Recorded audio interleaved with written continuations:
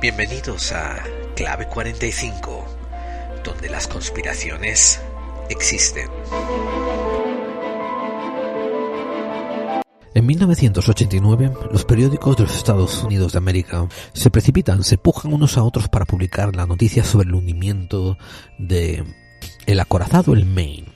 Desde su posición de poder como el controlador, el dueño de múltiples periódicos de tirada nacional en Estados Unidos de América, William Randolph Hearst empuja las líneas editoriales de todos los periódicos bajo su portafolio para que empujen la noticia del hundimiento del Maine como un atentado por parte de los españoles. Eso y sus influencias existentes dentro del Congreso de los Estados Unidos hace que los Estados Unidos de América le declaren la guerra a España. Poco tiempo después, es cierto que el New York Tribune escribió un pequeño reportaje hablando sobre cómo la Marina Española asistió en el rescate de los pocos sobrevivientes que había en el US Maine, pero eso quedó muy rápidamente olvidado. El resto de la prensa, a partir de aquellos días, se enfocó en pintar a los españoles como la entidad más malvada contra la que podía luchar los Estados Unidos de América para la libertad de la pobre Cuba. Este acaba siendo uno de los ejemplos más grandes, más obvios en la historia reciente, pero si queréis no me tengo que quedar ahí. Por ejemplo, en diciembre de 1956, el reputadísimo y el famosísimo periódico el New York Times publica un artículo diciendo que Fidel Castro se encuentra entre los 40 revolucionarios que acababan de morir en 1956 en La Habana, Cuba. No sé si me hace falta aclarar que Fidel Castro murió en el 2016. También fue el New York Times el que en 1981, al principio de la epidemia del SIDA, publica un artículo hablando de una extraña forma de cáncer que había sido detectada en 41 homosexuales. Sí, a la nueva epidemia, que más tarde sería acuñada como SIDA, la empezaron etiquetando como un cáncer extraño. El Chicago Herald Examiner, en noviembre 11 de 1918, publica una portada impresionante. Dice: la guerra ha terminado, existe la paz en la tierra. Eso sin obviar los cientos de conflictos armados que había más allá de la Primera Guerra Mundial, y el resto del reportaje se leía como si esta fuese la gran guerra que efectivamente iba a acabar todas las guerras. Chicago durante un tiempo tuvo como una excelencia en meter la pata en noticias. El Chicago Tribune, el 3 de noviembre de 1948, publica también una portada diciendo que Truman había perdido las elecciones y que el ganador había sido Thomas Dewey. Y lo publica antes de que lleguen los recuentos finales y antes de que se declare a Truman el vencedor. Un periódico también ya desaparecido desde hace mucho tiempo, en 1862 publica una noticia con un encabezamiento inmenso diciendo que la Confederación, durante la Guerra Civil Americana, entre la Unión y la Confederación, pues que los confederados habían tomado Washington DC, lo cual nunca ocurrió y era falso como un euro de madera. El periódico El Mundo, The World, la edición americana, publica en los días en que llegan las noticias del hundimiento del Titanic que no había ninguna pérdida de vida humana. Esta noticia, a su vez, fue repetida por el Vancouver Sun, el Vancouver Daily Province. Para los que amamos más la ufología, en 1912, el Salt Lake Tribune, periódico, anuncia que han descubierto por qué existen canales en Marte y creen que esos canales han sido trazados y hechos por una biomasa gigantesca. Entre las suposiciones que ellos publican está la suposición de que fue un ojo, lo repito, un glóbulo ocular, enormes dimensiones que traza sus canales mientras rueda por Marte. Y para soportar su teoría hacen un dibujito precioso. Sí, queridos amigos buscadores y buscadoras de claves, hoy vamos a hablar de la prensa. Pero voy a comenzar deseándoles buenos días, buenas noches, buenas tardes, buenas madrugadas y recordándoles que esto es un podcast, por tanto es en diferido. Nosotros salimos por TD, LD Radio y salimos por iVoox. Y yo voy a ser su compañero de viaje llevándoles a través del recorrido de este monográfico y de nuestro cierre lleno de sorpresas, donde vamos a hablar hoy de prensa y de temas vinculados con la prensa, porque la prensa, a pesar de que nos venden la idea de que tiene que ser un órgano independiente dentro del funcionamiento del país y que la prensa tiene que funcionar por su propia cuenta, pues la prensa, tal como ha sido estipulada hoy en día y tal como ha sido estipulada por los últimos 100 y pico de años, es completamente dependiente de los negocios, de la venta, de la compra y de las tiradas y cuánto dinero trae. Así pues, vamos a hablar de las cosas positivas y vamos a hablar de muchas cosas negativas que tuvo en su recorrido la prensa en el mundo de Occidente, y voy a traer muchos ejemplos de la historia americana, pero también voy a intentar centrarme un poco en la española. Y espero que en conclusión ustedes lleguen a un punto donde digan, bueno, de ahora en adelante todo lo que yo me lea, todo lo que vea en el telediario, todo lo que me entre por los sentidos, me lo voy a tomar con mucho sentido crítico, que era lo que tenían que haber estado haciendo siempre. Así que, una vez más, bienvenidos a Clave 45, gracias por estar ahí. Si les interesa este programa, es que seguramente tienes ya un poco de madera, de resistente, de héroe, de que eres parte de una resistencia, aún no organizada, pero que estamos sintiendo todos los ciudadanos del mundo que tenemos que empezar a poner. Así pues, pasamos ya al monográfico.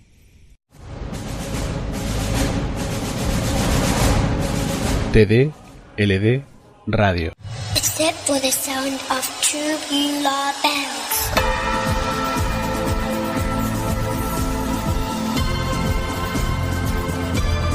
TD, LD, Radio. ¿Estás preparado?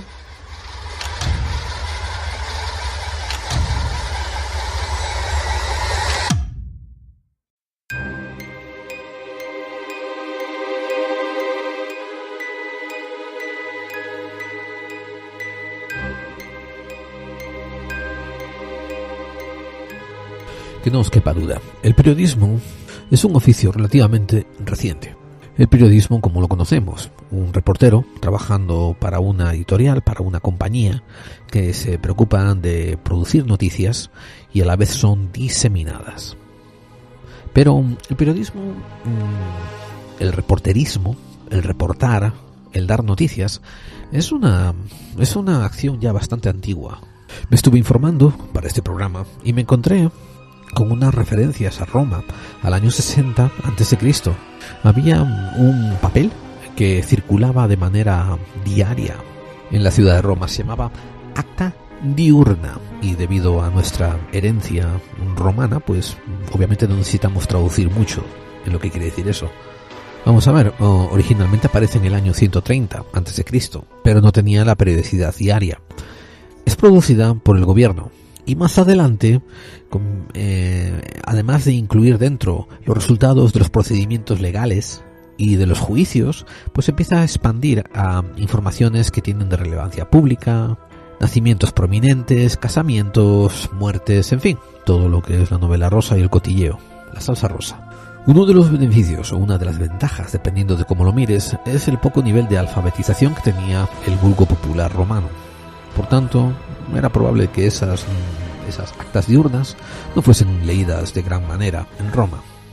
En China se sabe que se producía algo parecido. Se producía un documento, un reporte en la corte, y que se llamaba el Bao. Y esto se distribuía entre los oficiales de la corte del reino. Por tanto, llegaba a lugares bastante lejanos y así la gente más o menos leía lo que estaba ocurriendo en la capital. Una vez más, por la gente queremos decir los cortesanos y los amigos de la corte. Una noticia curiosa que me encontré era que el gobierno, el Estado de Venecia, publicaba una revista mensual. Se llamaba Notizie Scritte, o sea, las noticias escritas. Fíjese qué tremenda proeza de traducción acabo de hacer ahí yo, y sin el Google Translator. Bien, este pequeño magazine, esta pequeña revistita, costaba una gaceta, que era una moneda veneciana de su momento. Y fíjese cómo la idea de una gaceta periodística ha continuado hasta el día de hoy, desde 1560. En los siglos XV y XVI, las principales potencias, Francia, Inglaterra y de aquella España, publicaban también boletines con diferente periodicidad y por lo general tenían el nombre de Relations en inglés y Relaciones en español. Recuerden de que después de 1500 ya la imprenta empezó a hacer su aparición y era mucho más fácil empezar a imprimir de manera masiva estos noticiarios. Decían las fuentes que yo estaba consultando que uno de los periódicos que comenzó a ser conocido como tal, en primer lugar debido a la consistente formato que tenía y en segundo lugar debido a que se publicaba con una periodicidad con la que el pueblo podría contar, se transporta a Alemania, a 1609. Y después de ahí empezaron a aparecer otras publicaciones, también en Inglaterra y en Francia. Ojo, una vez más, estos periódicos, ahora ustedes han aprendido qué quiere decir que se publicaban con una cierta periodicidad, de ahí el nombre de periódicos, pues tenían siempre un grupo destinado. Tenían, por ejemplo, el grupo de un gremio, los joyeros, los banqueros, los partes de los cortesanos, etcétera, etcétera, o eran papeles gubernamentales. En 1702 aparece el primer periódico que está orientado hacia la gente y se llama el Daily Courant. Vamos a dar aquí también unas claves que vamos a movernos hacia atrás cronológicamente, pero muy breve, ¿ok?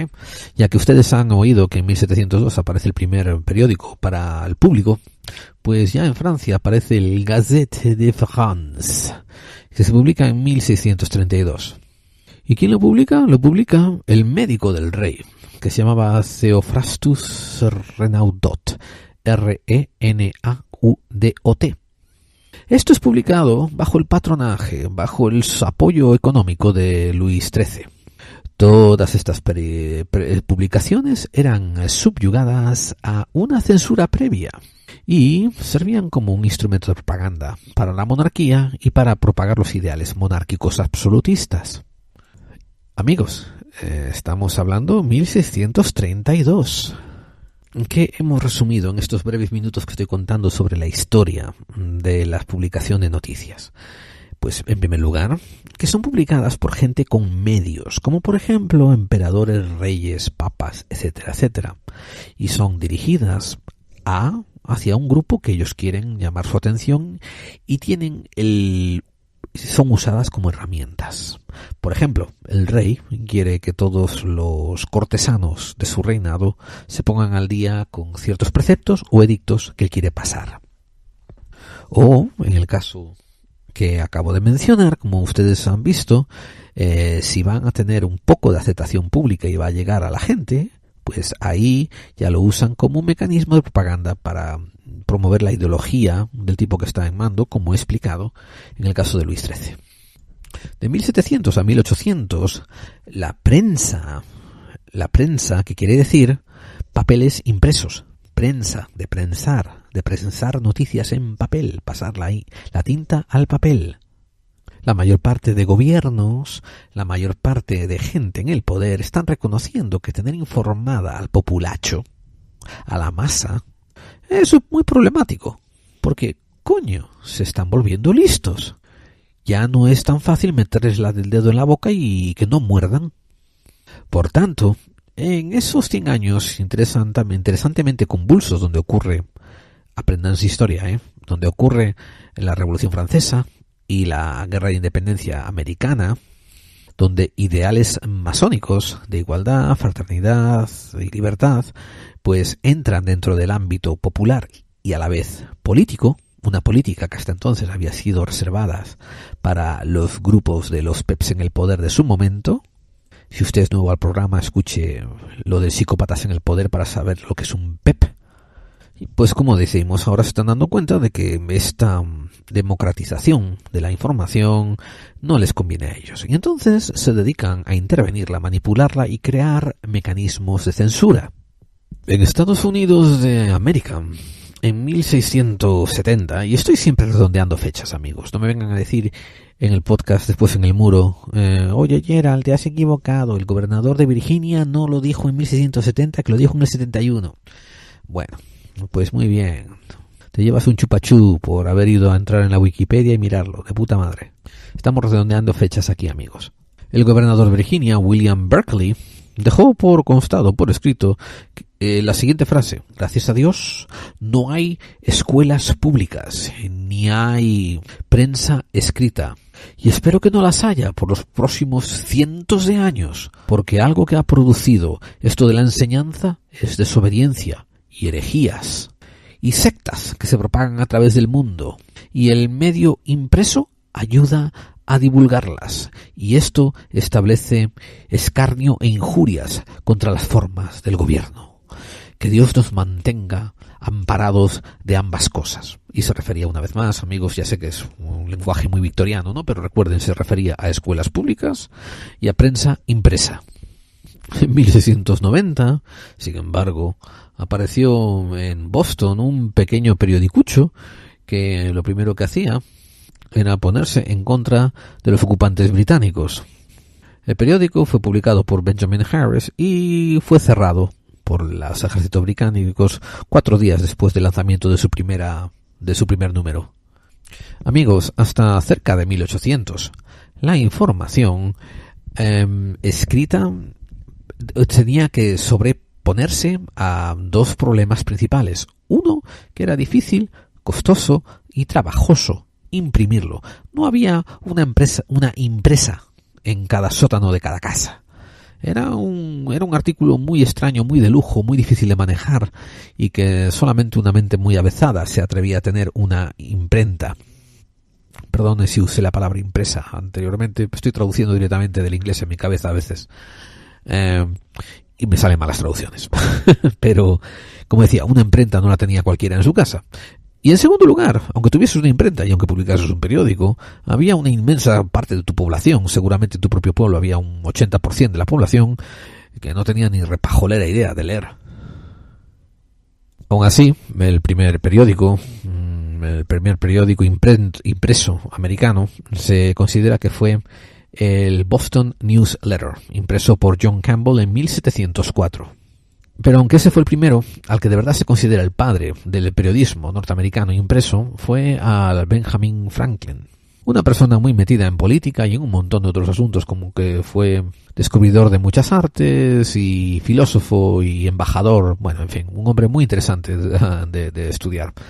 En este periódico hablaban de otros recursos en los que estaba involucrado Benjamin Franklin, porque Benjamin Franklin, como acabo de comentar, también inventó en América el sistema postal, también inventó el departamento de bomberos voluntario, y entonces aprovechaba su periódico para escribir noticias de estas cosas que afectaban al pueblo. Y el pueblo lo agradecía y lo compraba, el boletín, y lo difundía, porque no eran noticias de un rey hablando a sus gobernadores o cortesanos a las que el pueblo no tenía acceso. Estas eran cosas del pueblo para pueblo que afectaban al pueblo. Cuentan los estudiosos de la historia del periodismo que fue después de la guerra de la Revolución Americana, de la guerra de la Independencia Americana, cuando se empezaron a publicar más periódicos. Y esos periódicos que se publicaban tenían un alto contenido político. Y en un principio, en las primeras décadas, se dedicaban a analizar todos los proponentes políticos que aparecían en la escena local en donde se publicaba el periódico. Pero poco a poco, como ustedes pueden suponer bien, los periódicos mismos iban decantando por una tendencia o por otra. Apareció un término llamado el soapbox, que se usa aún hoy en día. En inglés, en americano, cuando dicen que estás, por ejemplo, usando un programa de televisión que tienes, o que estás usando un programa de radio, o que estás usando un periódico para propagar y dirigir opinión, pues en inglés se dice que you are making use of the soapbox, que estás usando la caja del jabón. Y esto es porque había una antiquísima tendencia, estamos hablando de 1700, 1800, en que la gente en las plazas de los pueblos se subían a algo para empezar a dar discursos y cambiar la opinión de la gente a manera de oratoria. Y ese algo por lo general, lo que se subían, sobre todo en 1800, eran cajas de maderas de jabón, soap boxes. Es un término que no se ha traducido bien a la lengua castellana ni al español, pero existe cuando uno está investigando el periodismo americano. Y es en los años de 1800, sobre todo en sus últimas décadas, cuando en diferentes países comienzan a aparecer las primeras organizaciones de periodistas.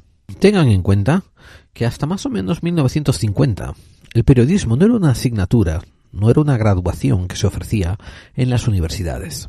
Sí, me han oído bien.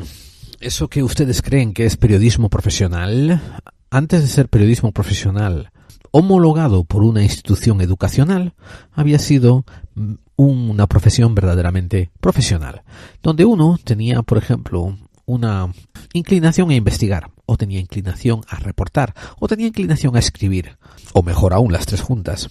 Y entonces buscabas trabajo dentro de un periódico o una cadena de radio, y así poco a poco te ibas formando de la mano de otro profesional que ya tenía muchos más años bajo su tablero y mucha más experiencia.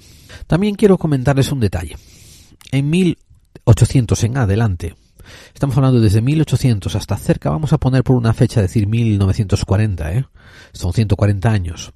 Los periódicos están pasando por una etapa de despertar capitalista.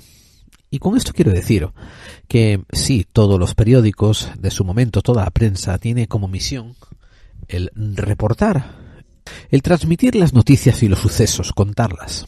Pero esos conceptos que tenemos hoy en día, eso de decir vamos a contar las noticias de una manera imparcial, estoy intentando explicarles a todos ustedes que es un concepto increíblemente moderno de los últimos 40 o 50 años. Como ya les he dicho anteriormente, en Roma, en Venecia, en Alemania, en Inglaterra, etcétera, etcétera, se utilizaba la comunicado de prensa para propagar una idea respaldada para el gobierno. Este concepto de que la prensa tiene que ser libre y tiene que ser objetiva y tiene que informar a la ciudadanía no existió hasta cerca de 1950-1960. ¿Qué ocurre entre 1800 y 1950? Pues como les dije antes, los periódicos quieren circulación. ¿Por qué? Porque detrás hay unos inversores o hay un dueño de periódico que quiere ganar dinero. Y eso es todo.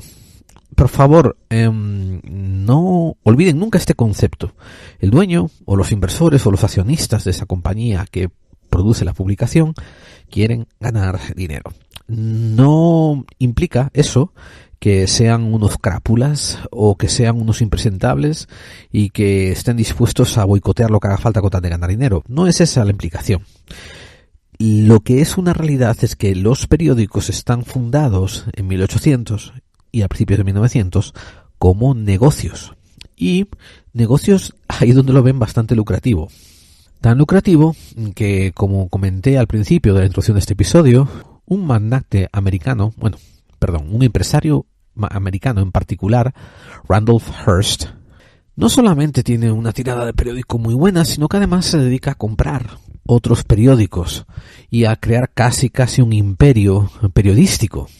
Pero a él no le importan demasiado la veracidad, sino que toma sus periódicos como si fuesen casi revistas de entretenimiento y de información. Él sabe que algunas de esas publicaciones que tiene bajo su tutela, de las que él es dueño, tienen que dar una cara respetable. Y se preocupa en la medida de lo posible que esas pocas periódicos, esas pocas revistas, sean de alguna manera representando objetivismo, que sean consideradas por el público como información objetiva. Pero el 75% de las publicaciones que le están dando réditos e ingresos a él no les preocupa su objetivismo y le importa la venta. Por tanto, si la noticia es que un niño se cayó a un barril y resulta que el barril había sido usado para vino, no te extrañe de que en la noticia que aparezca en el periódico diga: se sospecha que un padre ahogó a un niño en un barril de vino.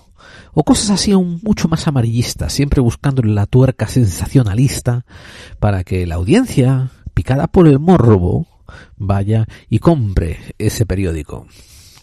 Otra parte de sus publicaciones, como expresé al principio, fueron utilizadas con fines políticos, para subir a los alcaldes que él quería, para destronar a los congresistas que a él no le caían bien, o como para promover, para meter yesca debajo de la hoguera del sentimiento anti-español e iniciar la guerra hispanoamericana que provocó la independencia de Cuba. Otro magnate del periodismo con el que no se llevaba nada bien Randolph Hearst fue Joseph Pulitzer. Y Joseph Pulitzer llegó a un punto en que él incluso llegó a crear unos premios que ahora llevan su nombre y también unas becas para el estudio de periodismo. Pero todo hay que decirlo, Joseph Pulitzer, a pesar de que al final se pinta y se toma con una pátina que parece más legítima que Randolph Hearst, sus inicios son casi iguales que Randolph Hearst. Son amarillistas, sensacionalistas. Son lo equivalente a la revista Pronto. Óiganse el podcast que hice sobre Charles Ford y se echarán unas carcajadas.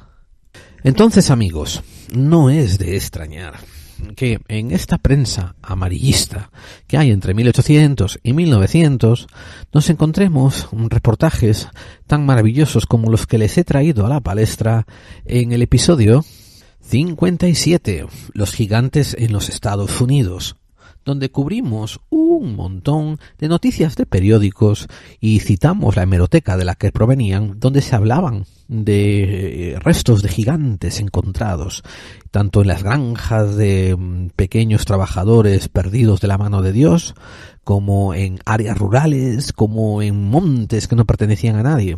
Como les dije, el objetivismo no era la tarea principal de estos periódicos, era vender. Hay una estadística muy curiosa que indica que estas noticias acerca de los supervivientes de la Atlántida que se trasladaron a Estados Unidos, los gigantes enterrados bajo las montañas que aparecieron en Estados Unidos, los restos egipcios y románicos que aparecieron en Estados Unidos, etcétera, etcétera, etcétera, eran como serpientes de verano que solían aparecer más en esa estación, la de verano, cuando las tiradas eran más cortas, las noticias más flojas y había más gente de vacaciones. Aquí es cuando los investigadores del misterio se van a sentir un poco traicionados, un poco decepcionados, cuando estemos explicándole a la audiencia como ustedes que el tirar de hemeroteca antes de 1940 pues no tiene tan mucho mérito. Quiero decir, tiene mérito investigativo, porque encontrarse esas noticias en periódicos antiguos tiene muchísimo mérito. Pero no existían los mismos valores a los que se atenía la prensa, a los que supuestamente se les atribuyen hoy en día. No existían tampoco el corroborar noticias, el citar fuentes. Y famosísima es la noticia que apareció en el periódico Arizona Gazette, que hemos mencionado un montón de programas, por lo menos 2 o 3. ¿Por qué? Porque en Clave 45 yo no hago las cosas siempre al tuntún. De hecho, en su 80% el programa tiene una dirección y voy dando pistas, voy dando claves que he descubierto para irlas apilando y eventualmente demostrarles que todas estas cosas están conectadas. Y como comenté en episodios pasados, en el Arizona Gazette, que se publicó en 1909, pues se contaba como el profesor G.E. Kincaid y otro arqueólogo del Smithsonian, el profesor S.A. Jordan, encontraron unas cuevas donde había unos restos de egipcios. Y ya empecé a dar las pistas antes de que uno no se podía fiar mucho de los periódicos de aquel entonces, y alguna gente me mandó algunos correos diciendo, pero ¿cómo no te vas a fiar de la prensa? Tú eres un conspiranoico, etcétera, etcétera, etcétera. Y la razón por la que de aquella empecé a soltar esas perlas de que uno en 1909 no se podía fiar de la prensa era porque, para empezar, la noticia fue dada en abril, que era primavera, que era el comienzo de la etapa lenta del periodismo. Y en segundo lugar, que el periodismo de 1909 no tiene nada que ver con el periodismo de 1950, 70 y 80, que es el que nosotros creemos y asociamos con todo el periodismo anterior. Esta noticia fue dada a mitad de una etapa lenta de la Arizona Gazette y también fue dada sin citar fuentes, con unos nombres de unas personas que no eran localizables, que no estaban afiliadas a ninguna de las entidades que se dice que pertenecían. Y esta noticia también se puede poner a la par con otras que tienen que ver con tumbas de gigantes, con restos de Jesús que había visitado a los Estados Unidos de América, y un montón, como digo, de otras serpientes de verano. Todo esto dificulta muchísimo más el hecho de encontrar, separar, hallar las pocas noticias que hay por el medio, que de hecho sí son ciertas y que tienen algo que ver con, como digo, la realidad, o sea, descubrimientos asombrosos. Si nos movemos un poco hacia adelante en el tiempo, encontramos que como dije antes, cerca de los años 50, una vez acabada la Segunda Guerra Mundial, el periodismo empieza a cobrar un cariz mucho más serio. Ocurre una confluencia extraña, un entrecruce de caminos muy curioso entre que las compañías que llevan la prensa ya están muy establecidas y son poderosas, pero a la vez hay una nueva manga, hay una nueva generación de reporteros que quieren conseguir una legitimización, una notoriedad, que la gente mire a su profesión como algo muy respetable. También es la primera vez en la historia en que hay la confluencia de tres tipos de medios. Todavía está la prensa escrita, la radio lleva ya varias décadas funcionando y aparece por fin la televisión pública.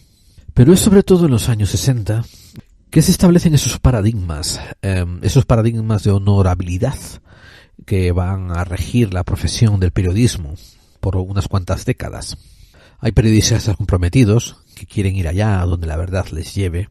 Hay periodistas que tienen que combatir contra las líneas editoriales porque, a pesar de todo, en los periódicos todavía hay muchas ganancias y muchos réditos, mucho dinero que todavía entra a cuenta de la publicidad. También se oyen ecos de cambio.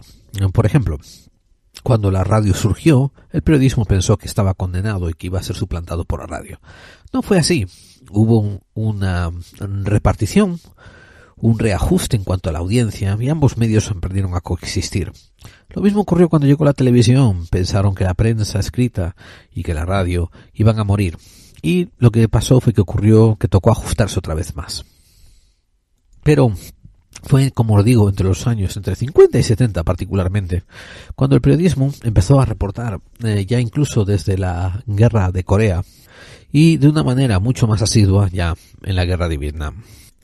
Se cuenta que en la guerra de Vietnam perdió el poco apoyo que tenía los candidatos y la presidencia y los políticos que empujaban por esta guerra. Perdieron el poco apoyo que tenían cuando se transmitió una imagen sobrecogedora, que eran la de los ataúdes y las bolsas negras, de esas de nylon y de plástico, de cadáveres que bajaban de aviones y que eran puestas temporalmente en un hangar. La guerra de Vietnam fue una de esas guerras que contó con algunos corresponsales que seguían la línea del gobierno, pero contaba también otros muchos corresponsales que hacían sus propios trabajos investigativos. El problema de los opiáceos, de las drogas, de la heroína en el bando americano fue ya extrapolado y traído a la palestra, fue puesto a la luz gracias a los periodistas americanos ya en el momento de cuando estaba ocurriendo. Y por último también recordarles que el presidente Richard Nixon fue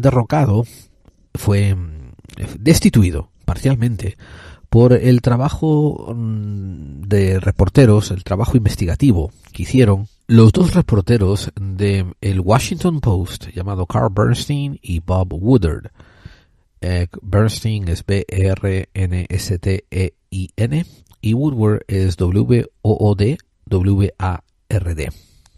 Ahí fue una historia, para los que no estén al tanto de ella, donde se encuentra que el presidente en aquel momento de 1972, Richard Nixon, había conspirado, y uso ese término con toda su fuerza, había conspirado a la vez con unos cuantos subalternos suyos para poner micrófonos espías en las instancias de los representantes del Partido Democrático, para así enterarse de su estrategia y prepararse contra ella.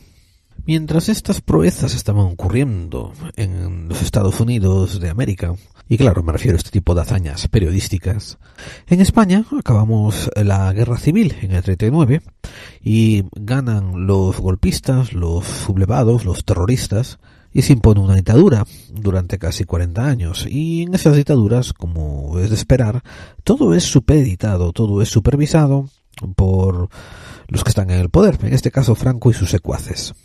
Franco y su gabinete instaura un gabinete que se van a encargar de monitorizar todas las publicaciones de prensa, todos los comunicados de radio y eventualmente también todo lo que aparece en la televisión.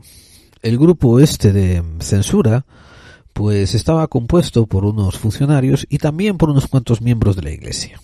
Porque no bastaba con manipular la opinión política y social, sino que también había que inculcar y seguir los designios de la Santa Madre Iglesia Católica, Apostólica y Romana, que recuerden, durante el franquismo pues estaba conchavada con el gran dictador, iban los dos agarrados del pito uno del otro. Y no me refiero a los sacerdotes, ¿no? Que eso, los curitas seguro que estaban más interesados en los pitos de los monaguillos. Me refiero a la Iglesia como una institución que se había convertido en cuasi gubernamental. Aún así, hay unos casos muy interesantes de publicaciones que pervivieron y periodistas de algunas publicaciones que fueron cerrados que continuaron haciendo su oficio pues de otras maneras. Viene a la mente la revista La Codorniz, que se publicó desde el 40 hasta el 78, que era una revista también muy chapada a la antigua, muy conservadora, teniendo en cuenta que si te pasabas de la raya, pues acababas enterrado en una cuneta o peor. Y aún así, muchos de los figurantes, muchos de los contribuyentes conseguían de vez en cuando metérsela doblada a algunos de las censuras sin que ellos se enteraran. Comentaré nada más, ¿no? Que entre algunos de sus famosos contribuyentes estuvo Antonio Fraguas de Pablo, que ustedes dirán, ¿y ese quién es? Bueno, pues sí, más adelante sería conocido como el dibujante Forges, fallecido recientemente, y que, como saben, no ostentaba demasiado amor hacia la dictadura. Miguel Gila, que obviamente Gila les sonará de algo, Antonio Mingote y también, por ejemplo, Jaume Perich Escala. En su mayoría, aunque tenemos que suponer que existió algo de prensa contestataria, tuvo que ser bastante underground y de poca tirada, de poco exposición, porque si no sería completamente destruida por el régimen franquista. Así que, mientras que Europa y Estados Unidos de América estaban llegando a términos con el concepto de un periodismo objetivo, un periodismo que se convirtiese en una fuerza que ayudase a regular los organismos de poder a través de la transparencia, a través de la información de la ciudadanía, en España continuaba siendo un objeto de propaganda y de perduración del régimen franquista.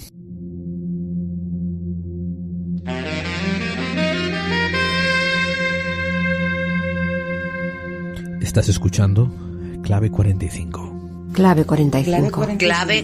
Clave 45. Porque las conspiraciones existen.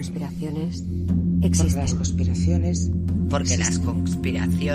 existen. Porque las conspiraciones existen.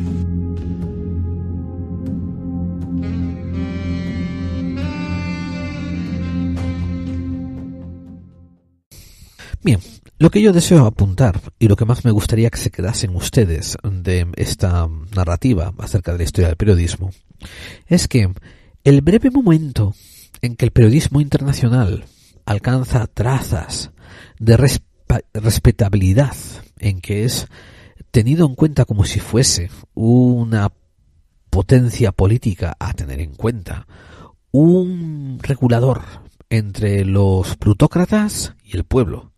Esa etapa solamente dura algo así como 20 años. Paulatinamente, en diferentes partes del mundo, en diferentes momentos, pero en Estados Unidos a partir de 1970, y después de que los psicópatas en el poder hubiesen comprobado como dos periodistas, a base de su exposición investigativa, consiguieron derrocar al presidente Nixon. Supongo que los psicópatas en el poder se acojonarían un poquito. ¿Y qué hicieron? Lo de siempre. Supeditar lo que fuese, supeditar en este caso los medios informativos al sistema económico. ¿Por qué? Porque el sistema económico ellos lo llevan controlando ya desde hace tiempo.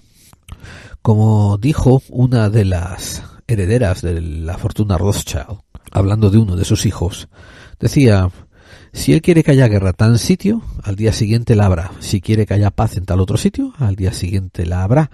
Porque mi hijo controla la economía. Y el que controla la economía controla el mundo. Así pues, nada mejor que supeditar todos estos peligrosos reporteros que tienen principios y que se ponen de parte del pueblo y que quieren ir allá donde la verdad les lleve y cuyo primer deseo es informar, supeditarlo a lo que llaman las exigencias del mercado.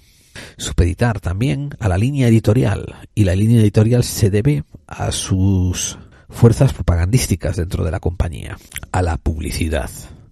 Entrando ya a 1980, la mayor parte de las editoriales y la mayor parte de las radios americanas estaban comenzando a sentir la presión de la publicidad. Estábamos también dándose cuenta que las líneas editoriales, los directores del periódico, estaban comenzando a dirigir todos estos organismos que estaban supuestos a estar en función al público, como una empresa en la que hubiera que sacar ganancia por encima de información. Aparece ya una figura, y ya lleva apareciendo desde hace ya 2 décadas más o menos, pero aquí toma relevancia en la figura del ombudsman. Es una figura que no sé cómo traducir esa posición al español, pero está dentro del mundo periodístico como un regulador, como el defensor del pueblo. Y esa figura tiene más o menos el cargo de un director y está entre el ejecutivo y los periodistas para asegurarse que la línea editorial, aunque intente conseguir un beneficio y una ganancia, intente mantenerse siempre en números negros y no entrar en números rojos con pérdidas, aún así no se distorsione la verdad. Esa es la función del ombudsman. Y en inglés se deletrea O-M-B-U-D-S-M-A-N. Invito a todos los oyentes que tengan curiosidad a que me intenten traducir esta posición a castellano y que me digan cómo es la equivalente en la prensa española, o si existe. Pues en los años 80, y particularmente ya en los años 90, los ombudsmans del Washington Post, del New York Times, empiezan a quejarse de que cada vez su poder es sustraído más y más y más, y cada vez ellos tienen menos que decir y se les hace menos caso cuando están dando advertencias muy severas acerca de la dirección que lleva el periódico. Existe un particular escándalo en el New York Times cuando un ombudsman trajo a la prensa internacional y nacional, obviamente, de los Estados Unidos, el hecho de que él había mandado unos correos electrónicos notificándoles que los directores de redacción no deberían censurar cierta noticia, y la censuraron por conflictos publicitarios, porque la gente que estaba pagando por grandes cantidades por publicidad se iban a sentir ofendidos por esa noticia. Y entonces ellos levantaron la liebre, estos ombudsmans, y comentaron que el New York Times estaba actuando de una manera antiética. ¿Y qué ocurre? No, amigos, no ocurrieron inmensas ruedas de prensa, no ocurrieron salas de congreso donde se cuestionaba las direcciones que la prensa iba llevando. No, todo queda muy callado, todo queda muy soterrado. La noticia toma algunas líneas en periódicos de la competencia, por ejemplo el New York Post, The Daily News, etcétera, que odian al New York Times, se molestan en publicarla, pero es por inquina personal y profesional, y ni siquiera le dan una relevancia grande como de primera página ni segunda página, la meten en el medio, ¿no? Pero es así como conseguimos encontrar esa noticia de que el ombudsman comenzaba a sentir traicionado, y lo podemos encontrar en hemerotecas. Esto después, más adelante, coincide con la primera guerra del Golfo Pérsico, cuando los americanos deciden que tienen que ir a liberar, y estoy haciendo unas comillas que ustedes no pueden ver, liberar Kuwait. Recuerden lo que he comentado, ¿no? La mayor guerra anterior que tenemos memoria es la de Vietnam, y supuestamente esa guerra terminó por todas las hazañas periodísticas que hacían los periodistas, mostrando cómo era de verdad la guerra a un público que, por otra parte, no se hubiera enterado gran cosa de ellas. Bien, cuando fue la invasión en Kuwait, los militares dejaron de permitir que los periodistas se sumasen a los convoys de investigación y que entrasen con las tropas. Lo único que hicieron fue mandar también una delegación a los periódicos más grandes, como por ejemplo mismo el New York Times, el CNN, etcétera, y sobre todo eran cadenas de televisión, preguntándoles a quién querían mandar y a su vez otorgando unos papeles donde iban a hacer cláusulas de confidencialidad y donde no iban a publicar nada que el Departamento de Defensa no hubiese aprobado a priori. La manera de cubrir la guerra de Kuwait fue una manera extrañamente patética desde el punto de vista de la heroicidad anterior experimentada por los investigadores de campo.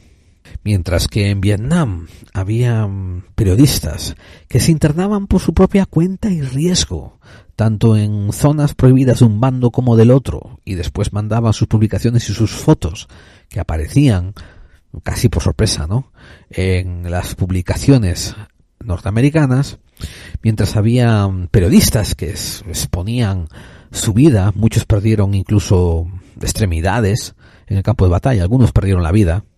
En la guerra de Kuwait estamos viendo a unos reporteros de televisión que están más acorazados, tienen chalecos antibalas, tienen cascos, tienen rodilleras, tienen coderas y que van metidos dentro de un carro de combate y que están haciendo el reportaje dentro del carro rodeado por marines asegurándose que nada malo les pasa. Y para colmo, estos reporteros suelen ser los representantes más viejos de cada casa, de la CBS, de la CNN, la gente más experienciada, que tienen como un guiso de propiedad y de personalidad y de austeridad frente al público, porque los conocen desde hace muchos años, pero que no se están exponiendo el culo para nada. También se empiezan a hacer unas zonas verdes, y esto fue en la guerra de Kuwait, unas zonas verdes para los periodistas, dentro del terreno ya conquistado. Les aseguran que hay un perímetro que está siempre a salvo, y ahí se convierte en un pequeño paraíso en mitad del infierno, donde los periodistas, y ojo, digo periodistas una vez más entre comillas, porque pues suelen ser los presentadores de televisión, los que en Estados Unidos se les llaman anchors, y que por lo general son más modelos que periodistas. Quizás algunos lo que tenga de periodista es un título universitario, pero después lo único que saben es enunciar las noticias, leer el teleprompter y hacerse los interesantes cara a la cámara. Y así están estos, en vez de ir por el campo, ir investigando, meterse con el enemigo, hacer entrevistas a los civiles, etcétera, etcétera, etcétera. Ahí están, se convierten en una boquilla de prensa del gobierno americano, que les va dando los reportes para que ellos los lean en la seguridad de su campamento, todos blindados y acorazados y parapetrados, y comenzando a convertir la profesión de periodista y de corresponsal de guerra, la heroica tarea de corresponsal de guerra, en una mamarrachada. Una vez más, recordad, atrás ya han quedado las generaciones del 68, de las protestas, de los hippies, de la contracultura. Y ahora nos estamos encontrando con quizás los hijos o los jóvenes, los adolescentes que han sido paridos y que han salido de esa contracultura. Consumistas. Gente que empieza ya a mostrar la indolencia. Y a ellos no les importa un carajo que las noticias vengan desde un puesto de seguridad de una base en Kuwait y que hayan sido filtradas y que hayan sido dadas por cuentagotas por el estado de mando de las Fuerzas Armadas. Y si el pueblo no protesta, ¿por qué vamos a cambiarlo? Al contrario, se sigue vendiendo más y más y más de este tipo de corresponsalismo, donde los periodistas cada vez más y más y más pasan por un embudo de aceptación. Los que de alguna manera vimos o los que de alguna manera también buscamos por hemerotecas a antiguos periodistas, recordamos episodios, casi a veces en blanco y negro, de televisión de los años 70, de los años 60, y no tanto porque los hayamos visto en primera persona, sino, como digo, por tirar de hemeroteca, donde el periodista acorrala a una persona, a un político, y lo entrevista y le da caña y le pregunta y le hace las preguntas difíciles, y muchas veces estas figuras tienen miedo a aparecer en el programa este de la entrevista de noticias. Esa parte queda atrás ahora y es relegada a algunos segmentos muy puntuales de algunos entrevistadores muy puntuales. Se tiene que establecer una paz tácita, una relación amorosa entre la prensa y los que les distribuyen las noticias, como en este caso es el Departamento de Defensa, o las agencias que le están vendiendo la publicidad, tanto sea automovilística, tanto sea alimenticia, farmacéutica, etcétera, etcétera, etcétera. Y fue en los años 90 cuando presenciamos una paulatina venta de todos los intereses éticos de la prensa a intereses económicos. Una vez más, los PEPs hicieron su jugada, nadie se opuso y van ganando.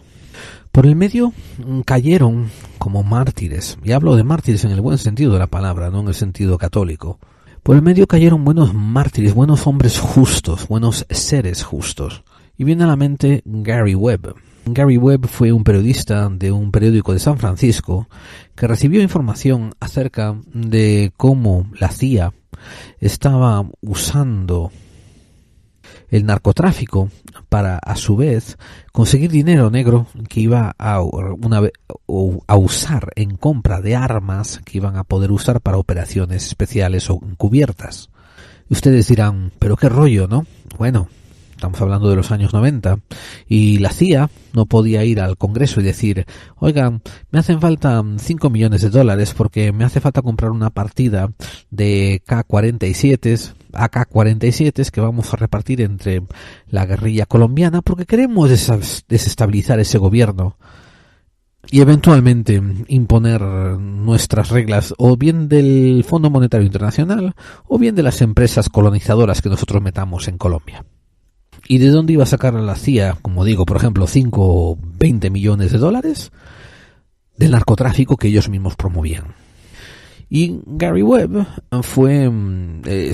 hizo el exposé y escribió la historia y fue publicada. Y al poco, los perros fanáticos del periodismo, azuzados por sus amos, que son los psicópatas en el poder, empezaron a vilipendiar, calumniar y a destrozar a Gary Webb. Tal fue así con Gary Webb que al final de 2 o 3 años de haber publicado su libro y sus dosieres periodísticos en el periódico, pues perdió el trabajo en el periódico y perdió todo. Perdió la casa, vivió destituido, vivió como un sin techo y se acabó suicidando. Dentro de los círculos periodísticos, ciertos profesionales comentan que sus ataques eran profesionales contra Gary Webb porque él había hecho cosas sin citar demasiadas fuentes o sin haber hecho un triple chequeo, una triple comprobación contra esas fuentes que él citaba. Y es cierto, que todo esto son detalles que se pueden atribuir a Gary Webb. Quiero decir que no era el mejor periodista concienciudo y detallista del mundo, no lo fue. Pero sin embargo tampoco hace falta que lo fuera cuando fue comprobado que toda la información que le había dado era más o menos hasta un grado verídica. Toda ocurrió como él había expresado que había ocurrido. Por tanto, amigos, ¿no? Si decimos que alguien me ha robado 5 euros y alguien se te pregunta, ¿y cómo te lo robaron? ¿Con la mano o con el pie? Y tú dices, yo qué sé, pues me lo robaron, no sé, con la mano, supongo. Ah, no, tenemos nosotros una prueba documental de que te lo robaron con el pie. Por tanto, tú estás mintiendo y lo que dices no tiene validez. Eso, ¿me entienden? Es solamente lo de siempre, es la esclavitud de lo políticamente correcto y es volver a hablar de formas para intentar evitar la sustancia. Y bien pocos mercenarios periodistas hicieron pública su arrepentimiento por haberse ensañado con Gary Webb. Creo que solamente 1 o 2 pidieron disculpas públicas por eso. Y sus disculpas no implicaban, ni tampoco delataban, ni tampoco atribuían ninguna causa a por qué las hicieron. Quiero decir, nunca apuntaron el dedo a quien los instigó a meterse con Gary Webb. Dentro de unas cuantas programas más vamos a hacer un monográfico sobre esa investigación que hizo Gary Webb y vamos a exponer todos los detalles de lo que él investigó. Y aunque tengo mucho que hablar sobre muchos periodistas norteamericanos, convendrá hacer un poco de referencia española. Hablando sobre La piel de toro, sobre Fuero patrio, os acordaréis de que Franco estuvo en el poder casi 40 años y muere en el 75. Después entra la democracia o la monarquía parlamentaria, como prefiero llamarla yo. Se instaura una constitución y aparece una transición. La prensa se abre de manera asombrosa. Muchas otras cosas también se abren de manera asombrosa dentro del campo cultural y social. Pero manteniéndose dentro del periodismo, había revistas de humor ya bastante antiguas, como el Papus o el Jueves, que todavía sigue siendo publicada hoy en día, que eran particularmente mordaces en contra del sistema capitalista y contra el fascismo. Y si alguna persona es capaz de rescatar esas viejas publicaciones, particularmente del Papus, van a encontrar que tenían un montón de sarcasmo precognitivo, humor profético. Ponían artículos acerca de cómo España se estaba abriendo ahora a Europa y que pronto se endeudaría en frente al Fondo Monetario Internacional. Ponían pequeñas reseñas acerca de cómo España ahora podría democráticamente vender el suelo a la OTAN y a las bases americanas, y cómo los políticos podrían poco a poco irse vendiendo a la plutocracia. Todo esto era en clave de humor, pero era tremendamente profético. Y es que no en vano se dice que el humor es una señal alta de inteligencia. La mayor parte de los grupos de derechas son muy carentes de humor, y no tengo nada que decir de los grupos profascistas y fascistas. Son la gente más seria y deshumorada del mundo. Entonces ahí pueden hacer una correlación con inteligencia. Aunque también, en clave de humor, añadiré que quizás la izquierda y los comunistas y los socialistas, etcétera, son tan chistosos que se pasan de descerebrados y se van al otro extremo, que todo queda en un chiste su política. Pero una cosa que ustedes tienen que admitir, y yo se los voy a recordar ahora mismo, es que España, ya incluso desde los años 80 en adelante, comenzó a tener una etapa, digamos, plateada, y eventualmente se convirtió en una etapa dorada, sobre publicaciones del misterio. La revista Karma, la revista Más Allá, la revista Enigmas, la ya famosísima Año Cero. También, ¿por qué no?, debiéramos incluir la revista muy interesante, la revista Conocer, y voy a hacer una corrección, Karma se llamaba Karma 7, de hecho. Pero antes de que todas estas dejaran su huella, apareció El Caso. El Caso fue una revista que cubría la crónica negra española, y de vez en cuando tuvo ya precedentes de tratar temas de misterio y de ovnilogía. Del Caso salieron muchos periodistas que hoy en día son íconos en el mundo del misterio. Mencionaré un poco en detalle a dos en particular: Juan Rada y Juan Ignacio Blanco. Juan Rada dirigió El Caso durante varias décadas y eventualmente hoy en día cuenta con 8 libros en su haber, de diferentes carices y tonalidades, y también se ha metido en el mundo de los guiones para televisión y películas. Entre libros interesantes tiene Un dossier negro, tiene 50 lugares embrujados de Madrid y Censura tras la censura. Juan Ignacio Blanco es otro periodista que también dirigió El Caso durante varias décadas y eventualmente en los años 90 hizo una labor investigativa sobre el crimen de Alcácer. Quien no sepa sobre este crimen, le recomiendo que busquen durante unos segundos y lean solamente unos segundos los pormenores del crimen, que básicamente se trata de 3 adolescentes que fueron abducidas cerca de la población de Alcácer en Valencia, España, y que aparecieron muchas semanas después muertas. Y la justicia española acabó culpando a 2 criminales de poca monta, uno de los cuales se dio la fuga y nunca fue encontrado, y otro ha cumplido ya no sé cuántos años en prisión y acaba de salir hace poco. El problema está en que el crimen de Alcácer pasa a ser uno de los emblemas de cómo no se debe de llevar a cabo una investigación forénsica policial, por la cantidad de desfases, la cantidad de estupideces y la cantidad de sandeces y errores que se cometen. Y fue Juan Ignacio Blanco uno de los mayores expositores de estas estupideces que hicieron tanto la policía per se como el departamento de la fiscalía, y también como los jueces lo dejaron pasar. Y hizo unas apariciones en un programa de los años 90, no sé si fue del 95 o algo así, o del 98, titulado Esta noche cruzamos el Mississippi. Y en él creo que hizo 3 o 4 apariciones y comentó muchos pormenores de su investigación que daba pelos señales, nombres y apellidos de gente que él creía que estaban involucrados en el caso. Esta gente no había sido imputada ni había sido llevada a fiscalía, y lo que esto motivó y consiguió fue que Juan Ignacio Blanco fuese demandado y llevado a tribunales, en plan por difamación, por escarnio, por afrenta al honor. Y ustedes espero que aprecien el sarcasmo con el que digo estas palabras, porque son unas cosas que la justicia española debería ya dejar de lado si no quieren parecer, o seguir pareciendo, debo decir seguir pareciendo, una justicia caciquista, de chupatintas, de lameculos con los sucesores del franquismo. En fin, lo más destacable del caso fue que en 1998 Juan Ignacio Blanco publicó un libro titulado ¿Qué pasó en Alcácer? Y semanas, quizás días después, el libro fue secuestrado por un fiscal, por un juez, y desaparecido de todas las librerías que lo llevaban. También, una vez más, diciendo que atentaba contra el honor y el derecho a la no sé qué giliflautada, ¿no?, de alguna persona que no fue imputada, y que los jueces y fiscales no se molestaron en investigar a fondo. Podéis encontrarlo por Facebook, por buscar por Juan Rada.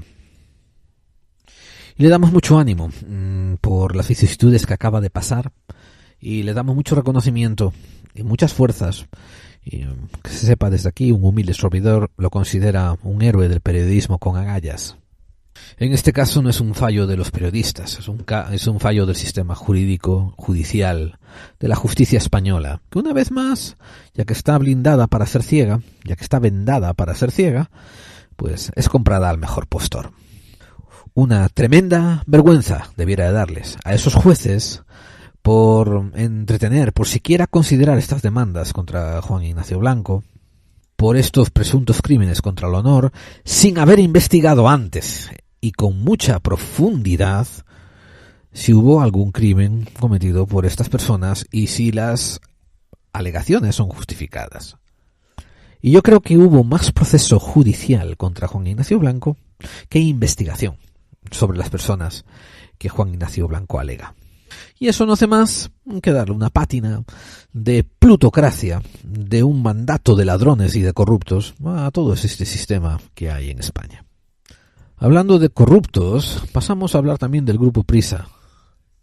El Grupo Prisa fue una empresa de noticias de divulgación que contaba con muchos medios, no solamente periódicos, sino también revistas, música, radio y televisión.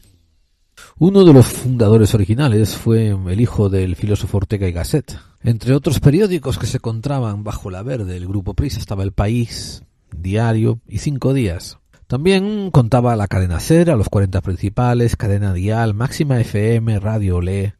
Y uno de sus ejecutivos más importantes es Juan Luis Cebrián.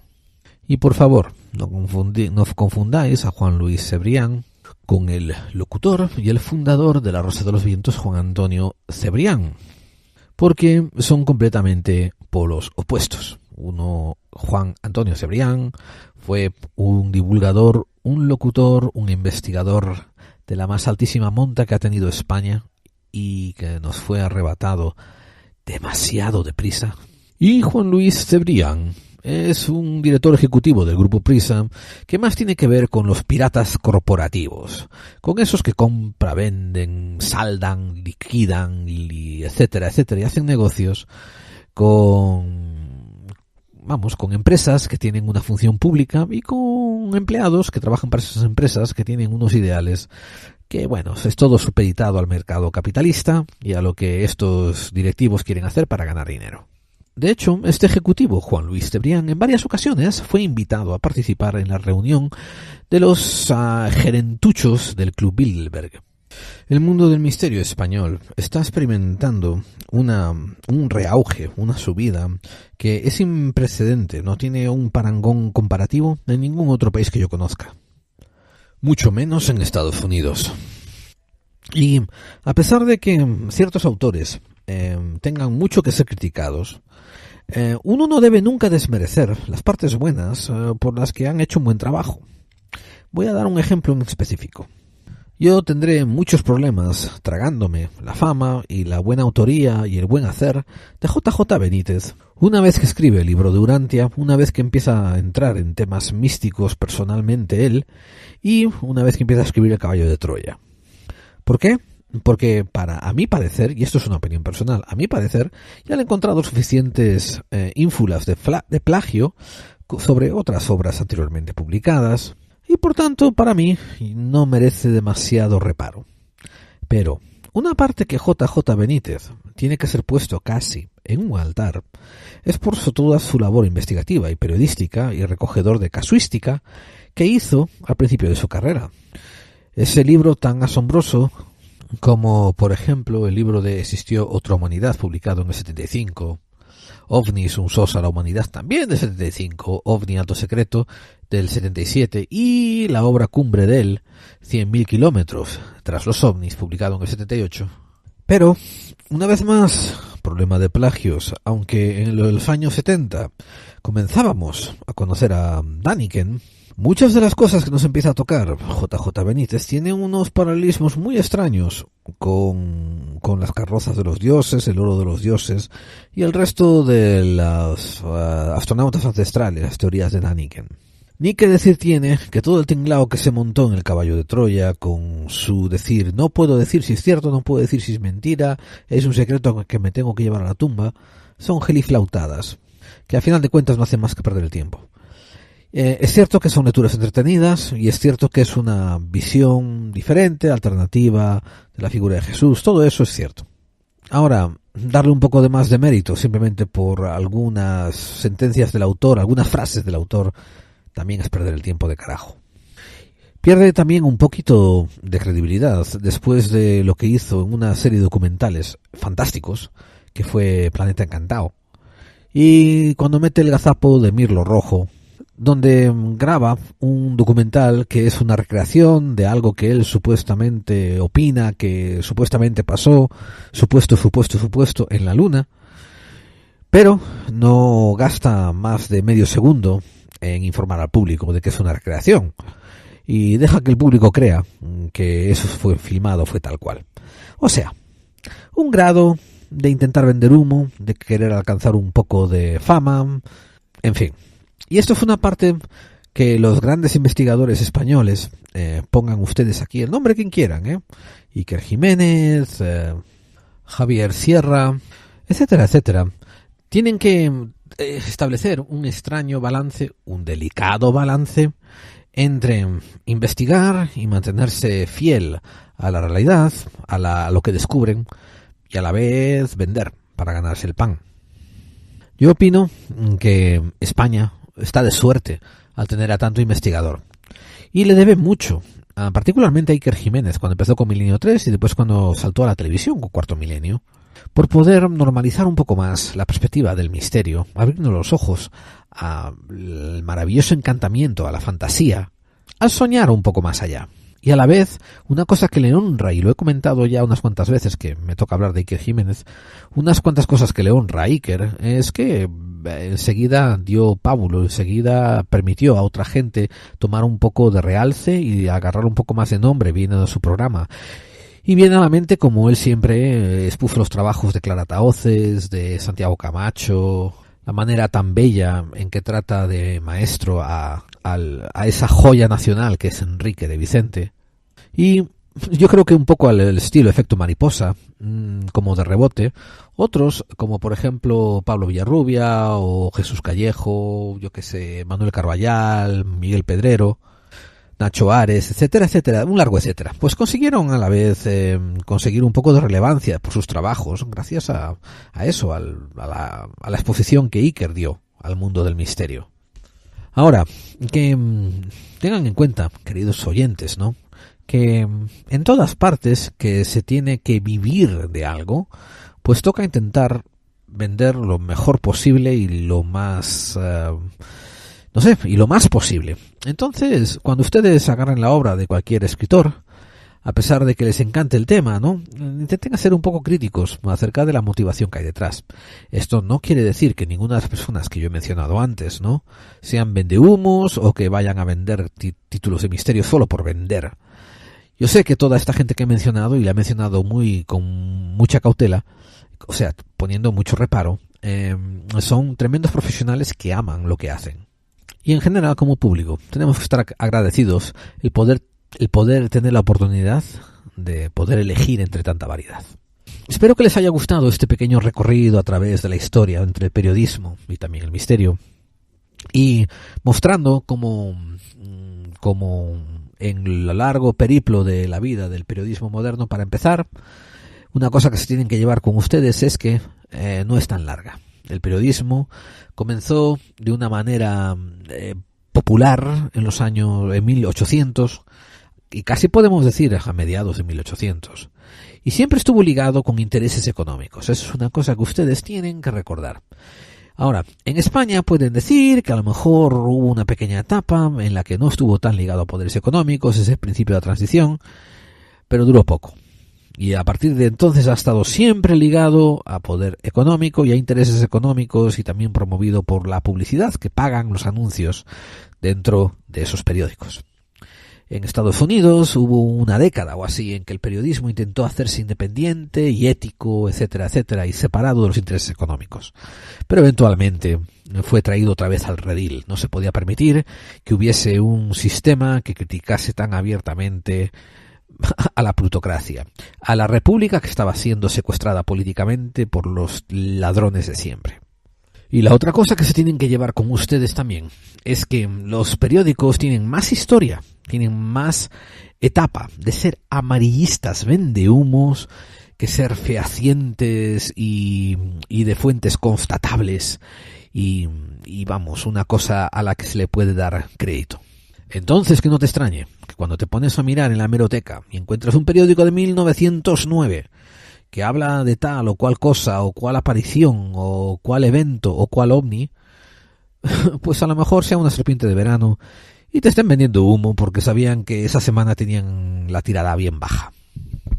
Por último, no puedo cerrar este monográfico sin hacer una mención especial a una figura con la que no contamos ya entre nosotros, pero que ojalá contáramos. Andreas Faber-Kaiser.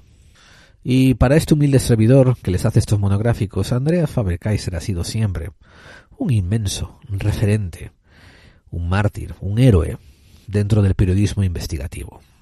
Les haré un resumen breve, muy breve, diciendo que era uno de los investigadores que encontró indicios diciendo que Jesús no había muerto en una etapa en la que el catolicismo en España todavía estaba muy arraigado, todavía estaba muy pegado al franquismo 2.0 que había en la transición, y era una cosa muy arriesgada decir algo así como que Jesús no había muerto en la cruz. Fuera cierto o no, él escribió un libro sobre ello y dio sus indicios y los traspuso ahí para que ustedes formaran su propia opinión. También fue uno de los investigadores, uno de los primeros investigadores, que puso los puntos sobre las íes sobre un fenómeno español llamado el envenenamiento por el síndrome de aceite de colza. Fue un hecho que ocurrió en el centro de España a principios de los 80 y que afectó a un montón de gente. Y que curiosamente se le echó la culpa a unos vendedores ambulantes de aceite que decían que habían vendido aceite semi-envenenado, corrupto, y que había producido un montón de enfermedades a un montón de gente. Este visionario periodista, Andreas Faber-Kaiser, fue uno de los primeros en querer investigar la posibilidad de que en la base americana de Rota se había experimentado sobre la población española con gases químicos que supuestamente producían los mismos efectos que se veían en el síndrome del aceite de colza. Curiosamente, a los pocos años, este tremendo periodista pues descubrió que había contraído una rama del SIDA que era terriblemente infecciosa, terriblemente rápida y terriblemente letal. Y él mantuvo hasta el último día que había sido envenenado en venganza por todo lo que había estado exponiendo. Y así que mientras ustedes esperan a que yo les traiga un monográfico sobre Andreas Fabrikaiser, vayan investigando y vayan enterándose. Y así vayan incrementando su respeto hacia esa figura tan asombrosa del periodismo español. Bien, amigos, espero que les haya gustado este monográfico y espero que, como dijo, hayan aprendido dos cosas. Una, que el periodismo se debe a los que lo financian. Y otra, que el periodismo ha tenido más años de ser periodismo amarillista y vendehumos que un periodismo ético y concienciado y comprometido con la sociedad. Así que dejamos aquí el programa y ahora nos acercamos hacia el cierre. Clave 45. Donde las conspiraciones existen. FBI, están detenidos.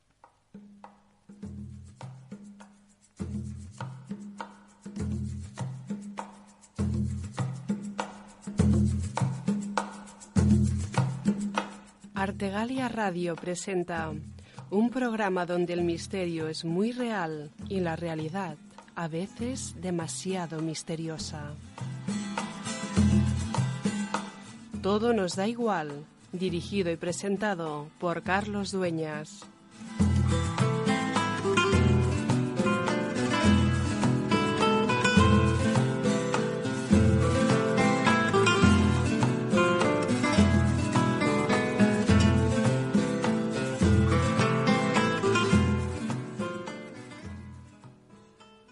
Dijo una vez Thomas Jefferson: si estuviera de mi mano el decidir si debiéramos llegar a un momento en que tuviésemos un gobierno sin periódicos o periódicos sin un gobierno, yo no lo dudaría y siempre optaría por el segundo.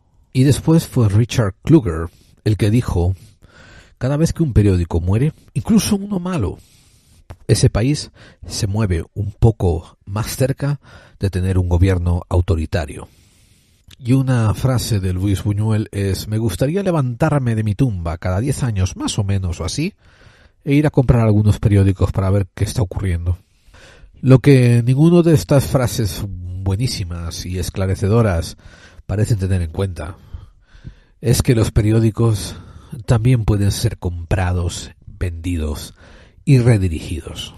Por tanto, deberíamos de preocuparnos más en cómo conseguir afianzar y asegurar una prensa imparcial y veraz.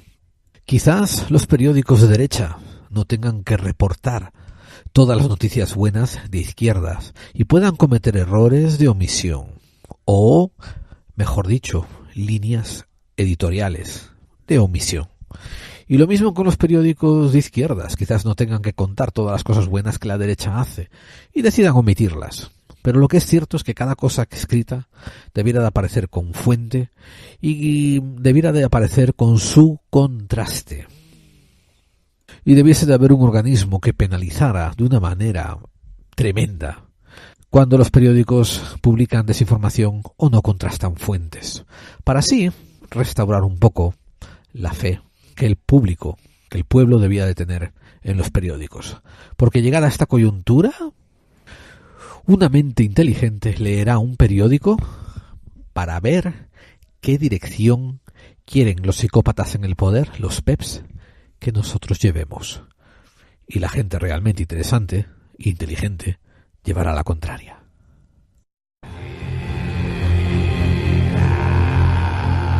¿Te gusta el misterio? ¿La ciencia? ¿La vida extraterrestre y las conspiraciones, pero de una manera objetiva y bien documentada? Pues no te pierdas Enigmas al Descubierto, un programa interactivo donde podrás ver todo eso que estamos comentando a la vez que escuchas. Enigmas al Descubierto, un viaje a las profundidades del misterio.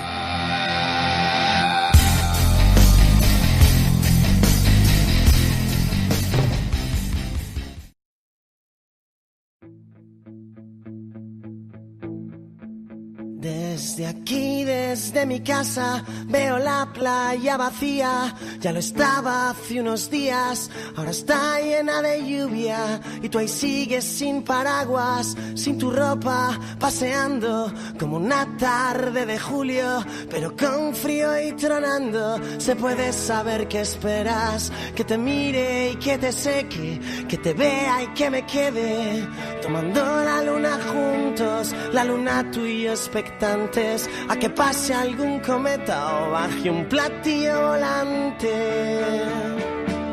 Y la playa llora y llora, y desde mi casa grito, que aunque pienso en abrazarte, que aunque pienso en ir contigo, el doctor me... Antes de que alguien me pregunte o me critique y digan de mí que estoy haciendo una parrafada donde pongo en duda todos los valores periodísticos y pongan en palabras en mi boca diciendo que he dicho que no hay que creerle nada a los periódicos, antes de defenderme sobre ese punto, voy a hacerles a todos y a todas una pregunta que es muy básica.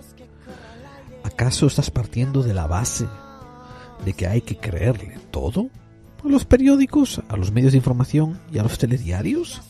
Vamos a ver si incluso tu papá y tu mamá, que para muchos de ustedes serán los seres más queridos de toda la creación, les mintieron y les dijeron que existían Reyes Magos o Papá Noel. Cuanto más desconocidos que quieren llevarse su dinero, su confianza y quieren dirigirles la vida, van a mentirles. Verán, con Clave 45 me hice una propuesta que más o menos he conseguido mantener, creo que más que menos, creo que lo he hecho mejor de lo que he fallado. Y esa propuesta es que yo no les digo cómo hay que corregir las cosas. Yo les digo las cosas que están mal, que tienen que ser corregidas. Y cada una, que empiece a usar la mollera, que empiece a poner manos a la obra para encontrar cómo corregir esas cosas que yo estoy apuntando, si coinciden con lo que estoy diciendo. Lo mismo pasa con los medios de información.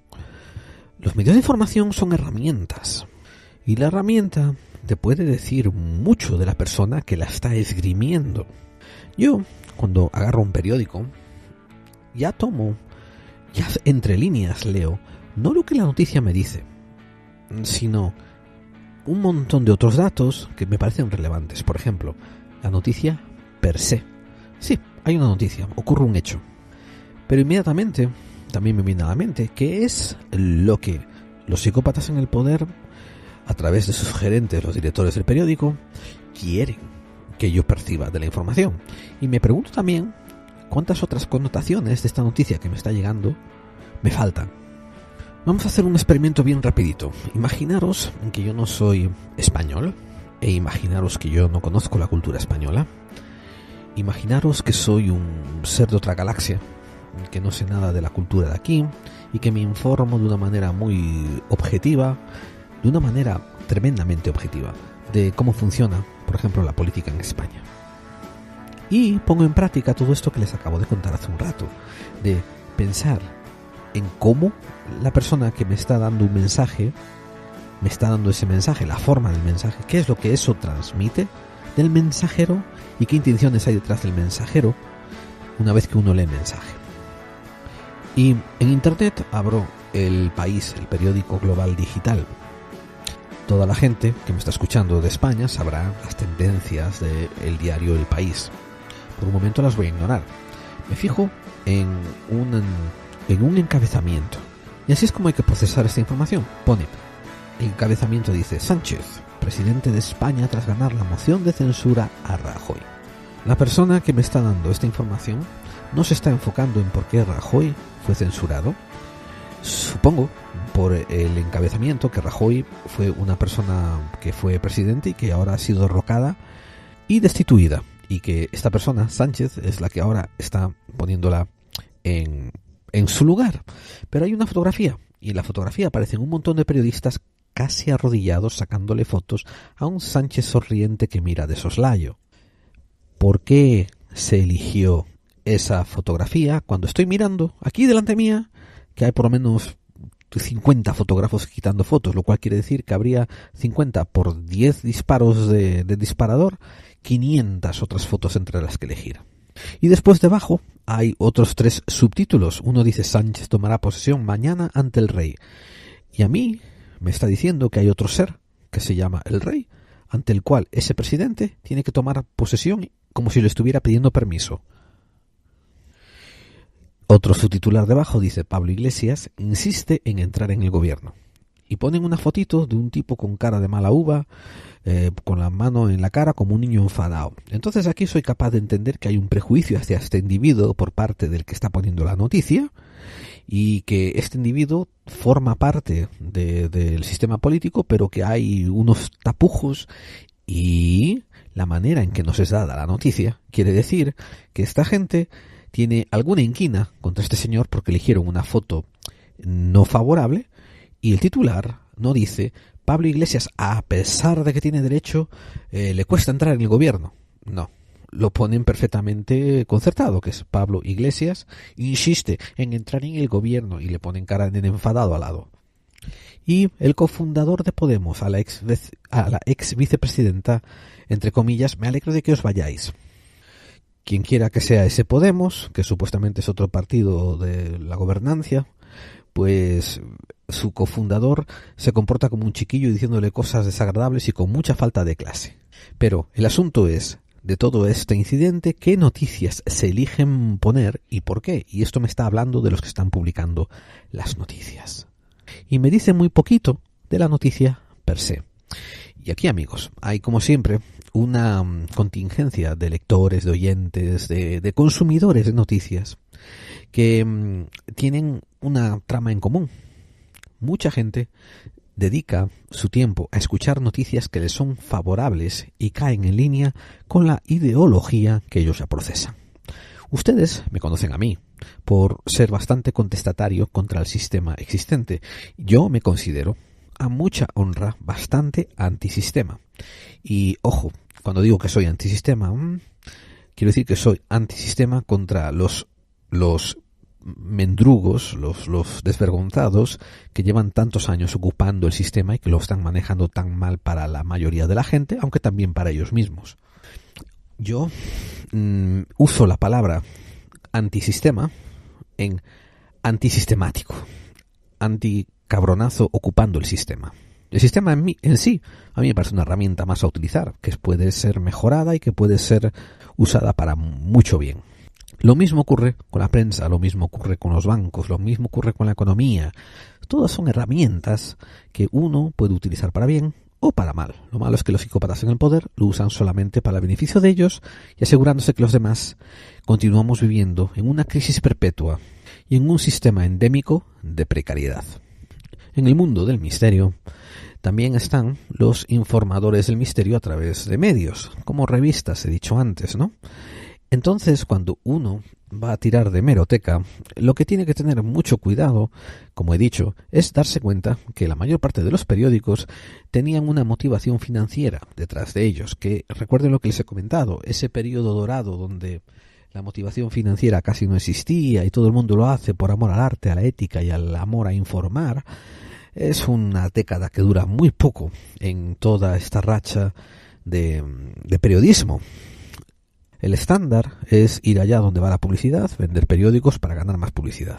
Por tanto, cuando alguien agarra un periódico de 1920 y lee que tal persona ha informado al periodista que hay luces en el cielo, que vio un objeto volante no identificado, etcétera, etcétera, uno tiene que ejercer ese tipo de raciocinio, de frialdad al usar hemeroteca y antiguos clips de periódico, como estoy diciendo yo. Para empezar, el sujeto, el testigo, muchas veces tiene la parcialidad de dar la interpretación suya, o por lo menos dar la explicación, o dar la descripción, o describir el objeto, todo mirado a través del prisma, de la lente, de lo que él está interpretando que el objeto fue.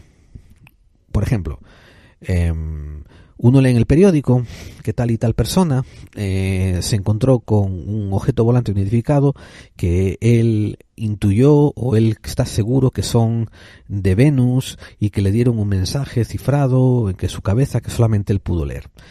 Ahora, lo que ocurre es que esta persona vio un objeto volante no identificado, vio un objeto no identificado y que emitía destellos. Y debido al prisma de sus creencias, al prisma de lo que él conoce, al prisma de lo que él piensa, se construyó toda esta narrativa detrás. Y mucha gente, muchos investigadores dicen, bueno, al testigo hay que tener el máximo respeto, hay que apreciarlo, hay que mimarlo, etcétera, etcétera. Y yo siempre digo que al testigo hay que escucharlo y después lo que el testigo dice, uno tiene que desgranarlo muy cuidadosamente y sobre todo sin ánimo ofensivo hacia el testigo. Me refiero, no hay que hacerlo por despecho contra el testigo, ni por ser rencoroso, ni para hacer quedar mal al testigo. Uno tiene que buscar las verdades detrás de lo que le están diciendo a través del prisma de la interpretación.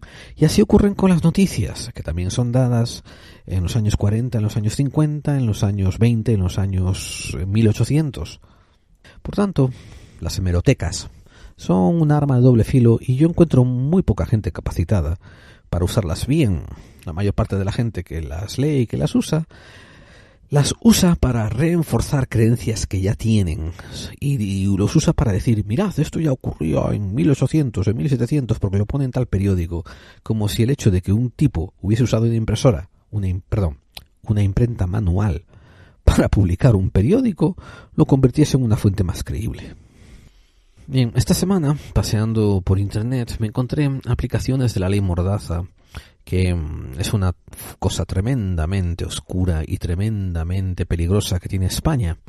Pues están intentando aplicarle la ley Mordaza a una publicación digital llamada izquierdadiario.es. Y una vez más, lo que me toca los cojones peregrinos es tener que escuchar cosas como que alguien piensa que una aserción, que una frase es una calumnia o un atentado contra el honor y la dignidad, y que por eso hay que cejar la libertad de expresión. Una cosa que tenemos que entender y comprometernos es que si vamos a implementar libertad de expresión, nunca podemos cotejar esa libertad de expresión ni con buenas maneras, ni con discurso políticamente correcto, ni tampoco con prebendas acerca del honor y del buen nombre. Todo eso tiene que ser secundario a la libertad de expresión. Creo que la única cosa que puede hacer una excepción a la libertad de expresión son esos discursos que atentan contra la libertad de expresión per se. Pero esto ya es el pan nuestro cada día. España, desde que puso la ley Mordaza, pues es lo que yo les dije cuando apareció. Amigos, los políticos cuando ponen una ley no es para ver si o por si acaso esto, por si lo otro, es porque tienen una agenda para empezar a usarla. Y sabían que la agenda para empezar a usarla era cuando hubieran apretado tanto las tuercas al pueblo, que el pueblo empezara a manifestarse y a protestar y a salir a la calle y a gritar y a publicar. Y ahí estamos, tenemos urdangarines tocando los piticlines, saliendo libre por sus cojines, mientras tenemos a titiriteros metidos en Chirona. Tenemos a corruptos de partidos políticos donde se pierden discos duros y todo el mundo sale por flores y por rositas, y tenemos a raperos que dicen cosas que no le gusta a la gente y acaban en la cárcel. En mi opinión, la ley Mordaza es una de esas leyes que hacen ver a España, hacen reflejar en España la calaña de políticos y de gobernantes y de jefes de Estado que tiene. Una panda de incompetentes abusivos que se tienen que ocultar, que tienen que restringir la libertad de expresión, porque tienen miedo a que se les acabe su chollo de corruptela. Por ahora nada más, ya hemos alargado mucho más este programa de lo que pensaba que se iba a alargar. Recordarles una vez más que ahí tenemos a buena gente en los muros de iVoox que están intentando hacer una pequeña coalición, una cosa informal, un grupo de apoyo, y están intentando dialogar, debatir e intentar encontrar maneras en las que ganar unión y cohesión y fuerza. Todo está escrito en los muros del episodio 77. Vayan y miren en qué pueden apoyarse. Por ahora los dejo aquí y me despido hasta la próxima semana, donde tomaremos unos temas que van a ser bastante más escabrosos todavía que este. Y desde luego, no desde el punto de vista político, sino ya incluso desde el punto de vista de la conspiración, del oscurantismo, del ocultamiento, Me despido de ustedes, no diciendo adiós, sino hasta luego, y esperamos que nos volvamos a encontrar. Recuerden, las vías de contacto están ahí debajo en la descripción del programa, en el muro de iVoox. Yo soy Gerald Dean y les doy las gracias por el tiempo que me han regalado escuchándome y acompañándome en esta hora y media o casi 2 horas en las que he estado barullando y hablando y soltando información. Muchas gracias por estar ahí. Nos oímos la próxima semana en Clave 45, donde tú y yo y todos nosotros sabemos que las conspiraciones, crean en ellas o no, existen. El pasado 13 de marzo este telediario emitió una información que hoy se rectifica. Esa información vinculaba a concejales de Izquierda Unida y Podemos en el Ayuntamiento de Rivas-Vaciamadrid con una investigación desarrollada por la Audiencia Nacional. Una noticia inexacta y que en ningún momento citaba fuentes. La investigación realmente estaba vinculada a casos de corrupción en la Federación Española de Fútbol y nunca a las actividades del gobierno local. En ningún momento tuvo lugar un registro en el Ayuntamiento, como se afirmó, y tampoco se trataba de contratos irregulares. En la información emitida tampoco se contó con la versión del Ayuntamiento de Rivas-Vaciamadrid.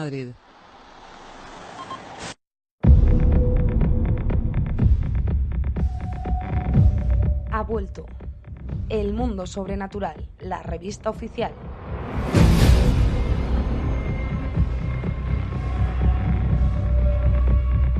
Tras un largo parón, Alberto Muñoz y su equipo están de vuelta. Recuperamos los misterios y enigmas del mundo, pero con muchas mejoras. Un nuevo formato, mejor contenido, más gráfico y con material audiovisual añadido a través de códigos QR.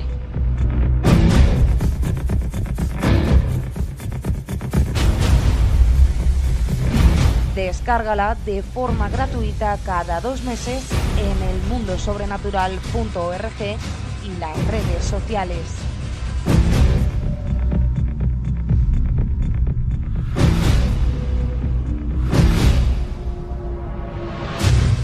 El Mundo Sobrenatural, tu revista del misterio.